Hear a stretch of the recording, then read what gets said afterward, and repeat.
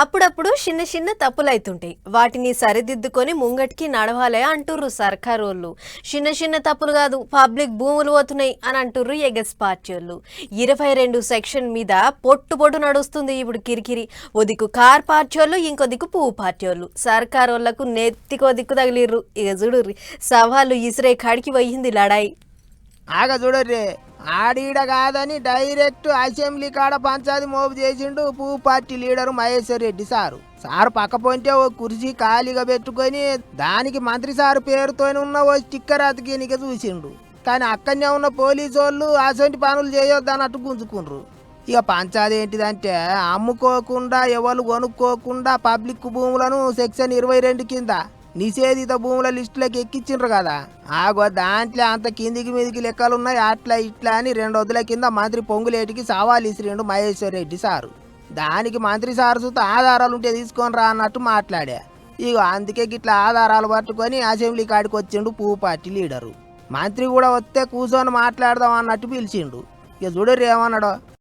ధరణిని భూ భారతిగా మార్చి ఈ రాష్ట్ర ప్రజల భూమాతని హారతి చేస్తున్నటువంటి రెవెన్యూ మంత్రి పొంగురెడ్డి శ్రీనివాస్ రెడ్డి, ముఖ్యమంత్రి రేవంత్ రెడ్డి గారిని సూటిగా ప్రశ్నిస్తా ఉన్నాను.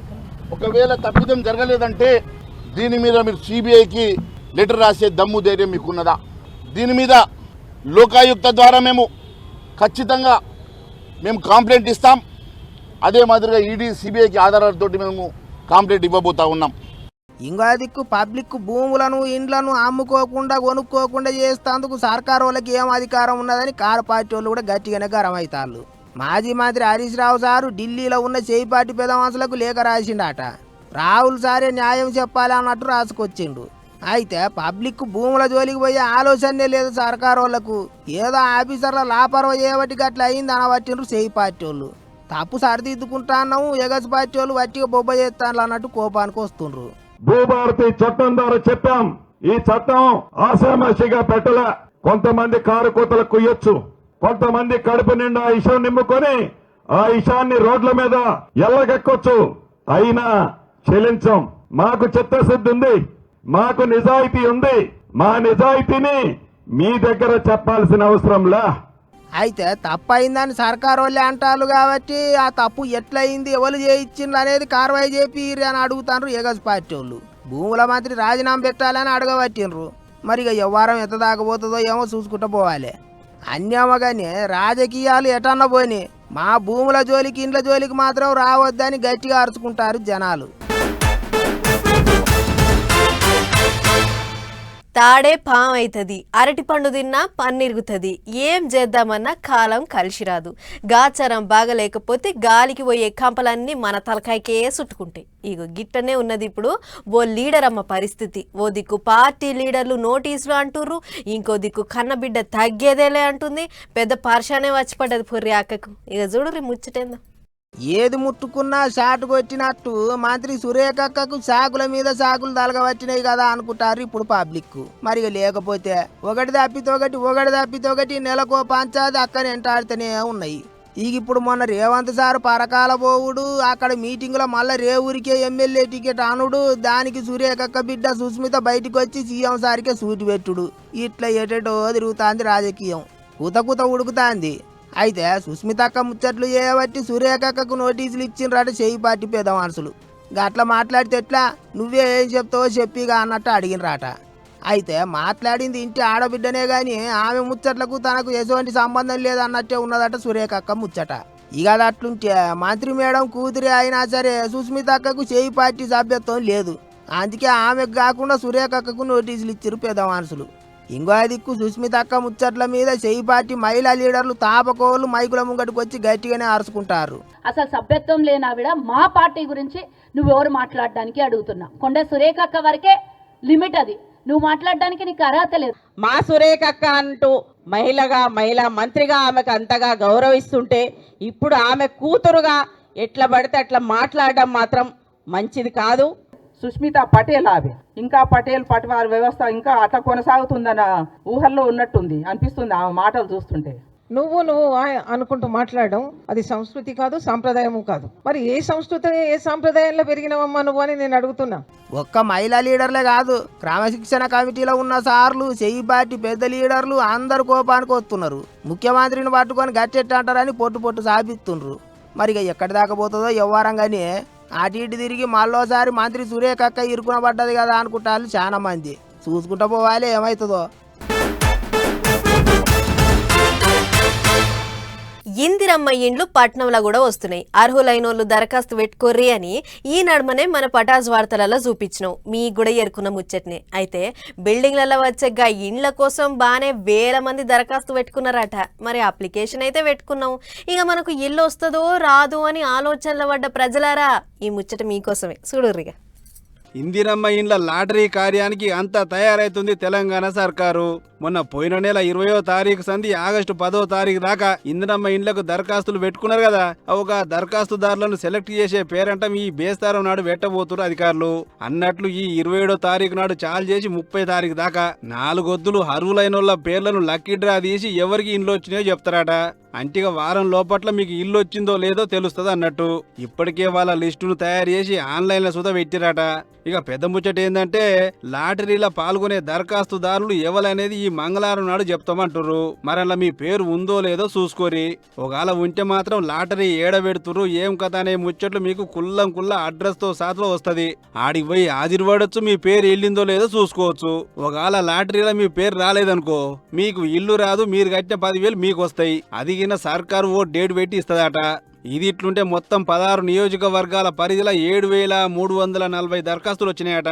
ఇక దరఖాస్తులు పెట్టుకున్న వాళ్ళదంటే ఎవరికన్నా ఏమైనా అభ్యంతరాలుంటే ఈ ఐతారం పొద్దుకే లోపలనే చెప్పాలి అని ఆర్డర్ చేసిరు అధికారులు.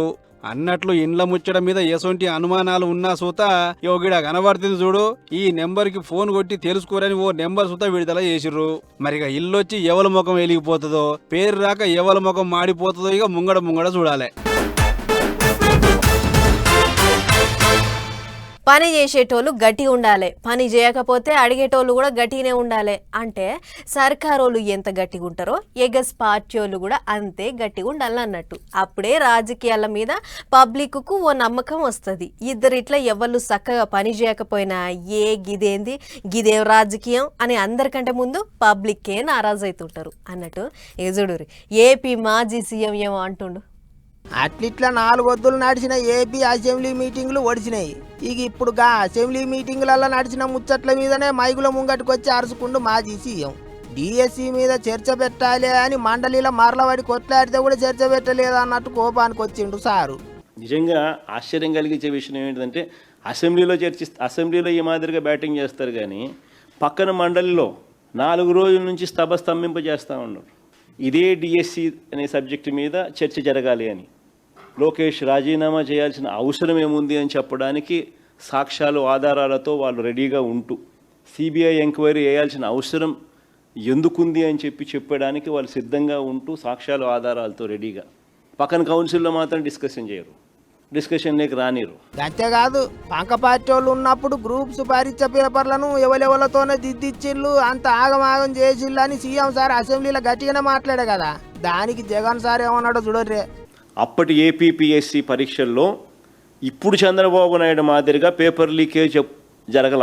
ఇప్పటి డిఎస్సి మాదిరిగా ప్రశ్నపత్రాల విభాగంలో పనిచేస్తూ ఉన్న అవుట్సోర్సింగ్ ఉద్యోగులకి ఎవరికి ర్యాంకులు రాలా, ఎవరికి అనుకూలంగా ప్రత్యేకమైన జీవోలు తీసుకొని రాలా. ఎవరికి అనుకూలంగా మేము మా హయాంలో ప్రత్యేకంగా ఎవరికి ఫేవర్ చేయాలని అనుకూలంగా ప్రత్యేకమైన జీవోలు తీసుకొని రాలా. పరీక్షలే రాయకుండా ఎవరికి ఉద్యోగాలు ఇవ్వాల. పరీక్షలే రాయకుండా ఉద్యోగాలు ఎవరికి ఇచ్చిన పరిస్థితి లేదు మా గవర్నమెంట్లో. ఉద్యోగాలు అమ్ముకున్నట్టుగా, డబ్బులు ఇచ్చినట్టుగా, బేరసారాలు చేస్తున్నట్టుగా ఆడియోలు, వీడియోలు ఇలాంటి ఆధారాలు ఏ రోజు కూడా మా ప్రభుత్వ హయాంలో బయటికి రాలా. కాదన్నట్టు మస్తు నియ్యతిగా పెట్టినాం పరీక్షలు అన్నట్టు చెప్పుకొచ్చిండు మాజీ ముఖ్యమంత్రి. ఇక అది అట్లుంటే మైకుల ముంగట చెప్పిన ఈ ముచ్చట్లేవో అసెంబ్లీకి వచ్చి చెప్పింటే అయ్యపోతుండే కదా. చర్చనో రచ్చనో ఏమయ్యేదో పబ్లిక్కే చూసేటోళ్ళు కదా అని అంటారు కూటమి లీడర్లు.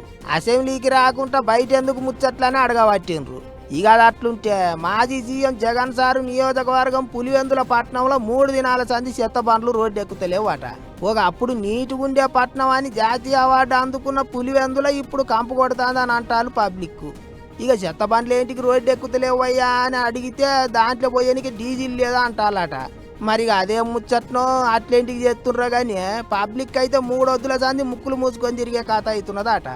మాజీ సీఎం ఇలాకల గట్లుంటే ఎట్లా అని అడుగుతారు చాలా మంది. కూటమి సర్కారు పట్టించుకుంటలేదని పక్క పార్టీ వాళ్ళు అంటుంటే మాజీ సీఎం పులివెందులనే ఉండి పబ్లిక్ కు పని చేసి పెట్టాలి అంటారట కూటమి లీడర్లు. గిట్లా ఏమైనా ఎక్కడికి పో సర్కారు వాళ్ళకు ఏగజ్ పార్టీ వాళ్ళకు నడమ ఏదో ఓ తీరుగా కయ్యం కుయ్యం నడుస్తూనే ఉన్నది ఏపీలో కూడా. పట్నంలోండే చాలా మంది జనాలు పొద్దుగల లేవంగానే పార్కుల పొంటి వాకింగ్లకు పోతుంటారు. ఎందుకంటే రోజు పొద్దున కాసేపు నడిస్తే పెయ్యికి మంచిదని డాక్టర్లు చెప్తుంటారు కాబట్టి. అందుకే ఎక్కడోళ్ళు అక్కడ వాళ్ళకు దగ్గర పట్లున్న పార్కులకు పోతారు, వాకింగ్ చేస్తారు. ఇక ఇట్లనే బగ్గ పేరెళ్ళిన కేబీఆర్ పార్కు మాత్రం ఈ నడుమ వచ్చే జనాల సంఖ్య చాలా మటుకు తగ్గిపోయిందట. మరి ఎందుకట్లా, ఏందా కథ అనేది అట్లా పోయి చూసేద్దాం పర్.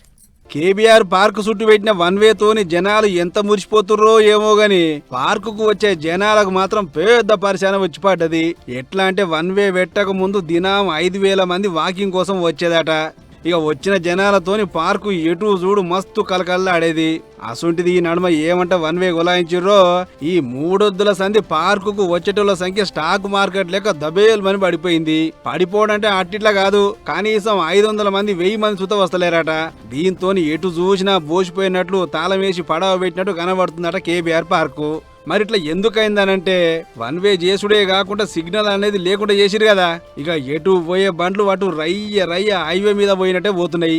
అసలు విరేకులు కొట్టే ముచ్చటే లేదు. అట్లా 2 దిక్కుల వన్ వే నడుస్తుండేటాళ్లకు రోడ్డు దాటి పార్కు పోదామనుకుంటోళ్ళు మస్తు బుగులు పడుతుర్రు.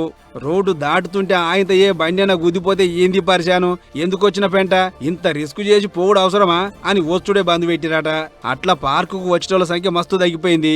అంతేకాదు పొద్దుగాల జరంతా ఉన్నోళ్ళు పెద్ద లగ్జరీ కార్లు వేసుకుని వచ్చి వాకింగ్ చేస్తుంటారు కదా, అగో వాళ్ళంతా వాళ్ళ బండ్లను రోడ్డు పక్క పొంటే పార్కింగ్ చేసేది. వన్ వే చేసుడుతోని పార్కింగ్ జాగ లేకుండా పోయింది. అట్లా సుత ఓ కారణం. మొత్తానికి 2 ఏళ్ల మందం గొలాయించిన ఈ వన్ వే చేయంగా పార్కును చూద్దామని వచ్చేటోళ్ళు పొద్దుకి వాకింగ్ చేద్దామని వచ్చేటోళ్ళ సంఖ్య తమాం పడిపోయింది. మరి వీళ్ళ కోసం సర్కారు ఏమైనా ఉపాయం చేస్తుందో లేదో చూడాలిగా. న్యూస్ నడిపిట్లా ఇప్పుడు ఒక చిన్న బ్రేక్ తీసుకుందాం.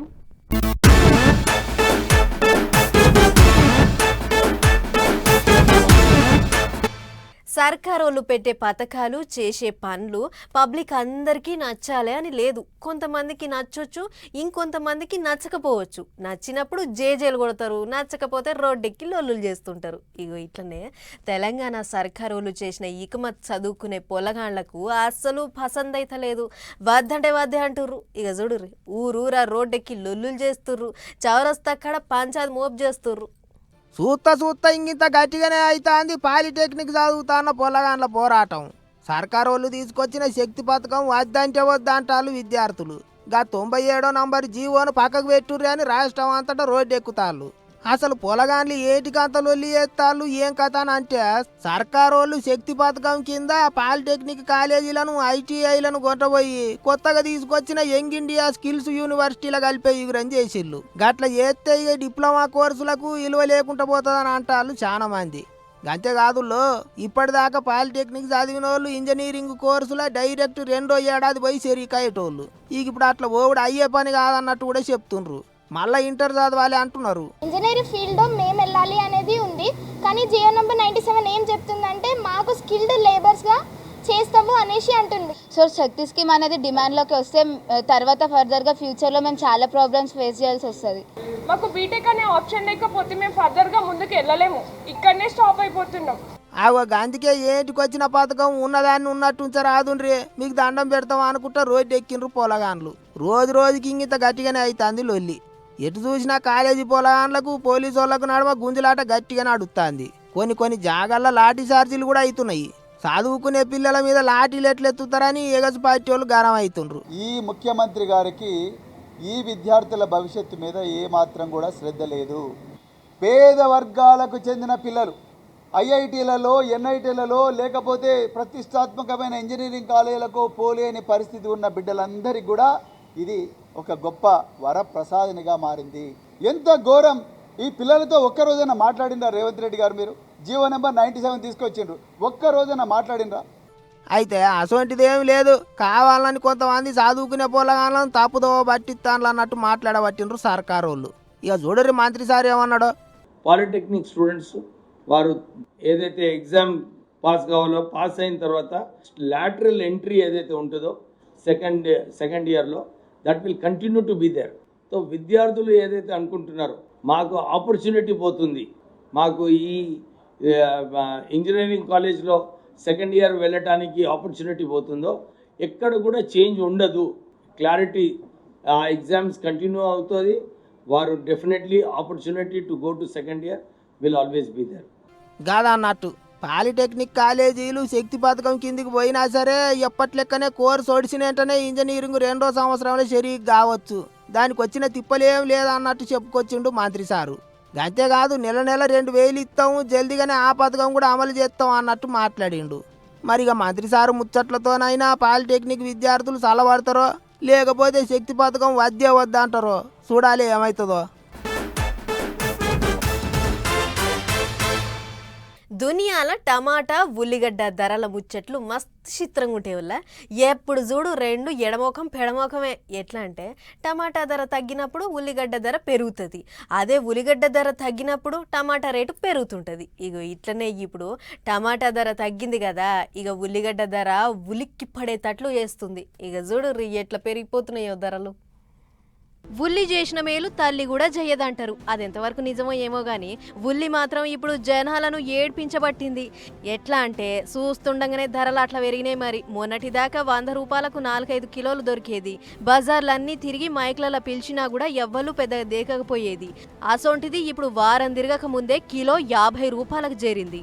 ఇది మార్కెట్ రేట్ మాత్రమే. గల్లీల పొంటున్న దుకాణాల కాడికి పోతే పావు కిలో 20, కిలో అయితే 70, అంత ఇష్టం వచ్చిన రేట్లు నడుస్తున్నాయి. అయితే ఉన్నట్లుండి గింత ఎందుకు పెరిగింది అని అంటే అంత ఎల్లినో పుణ్యమే. మన కాడ గట్టి వానలు లేక ఉల్లి సాగు బాగా వెనకబడ్డది. అట్లా ఇదో కారణం అయితే బయటికించి తప్పించుకునుడు ఇంకో కారణం. ఎట్లా అంటే బయటి రాష్ట్రాలకించి తప్పించుకోవాలంటే రవాణా ఖర్చులు, రైతు ఖర్చులు, వాళ్ళ లాభం అన్ని లెక్కలేసుకొని చూసుకుంటుంటారు కదా. అందుకే ఉల్లి కొయ్యకుండానే కన్నీళ్లు పెట్టిస్తుంది. ఈ మోక గిట్లనే నడిస్తే మాత్రం ముంగట ఉల్లిగడ్డ ధరలు కిలోకు 100 దాకినా తాకుతాయి అంటుర్రు బేరగాళ్ళు. పెద్ద ముచ్చట ఏందంటే కొందరు దళారుగాళ్ళు మొదలు తక్కువ ధరకు కొని గోదాంలలో దాస్తుర్రట. అట్లా వచ్చే పంటను మొత్తం మార్కెట్లకు రానియకుండా నడమల్లే కొని సెపరేట్ పెడుతుర్రు. అటెంక డిమాండ్ వచ్చినప్పుడు డబల్కు డబల్ రేట్లు పెంచి అమ్ముతుర్రు. అసంటోళ్లతోని ఈగింత ఆగానికి వస్తుంది. జర్రగా దొంగతనంగా దాచే ఆ అడ్డమైన వాళ్ళ పని అట్టుర్రి సారు అని అడగబట్టిర్రు జనాలు. ఇక ఉల్లిగడ్డ ముచ్చట ఇట్లుంటే అటు అంగట్ల ఏ కూరగాయ తీసుకున్నా మస్తు మడిపోతున్నాయి. వానలు పడక సాగు లేక ఏది ముట్టుకున్నా పిటాన పిరం. అంగట్ల కూరగాయలు జర్రంత పర్లేదు అనిపిస్తున్నాయి కానీ ఎటొచ్చి దుకాణాలకు వచ్చేసరికి డబుల్కు డబుల్ అవుతున్నాయి. దీంతోని సగటు పేదోళ్ళు ఏం తిని బతికేదని నెత్తి నోరు కొట్టుకుంటుర్రు. మరి ఈ ముచ్చట మీద సర్కారు ఏమైనా చర్యలు తీసుకుంటుందో లేదో చూడాలి.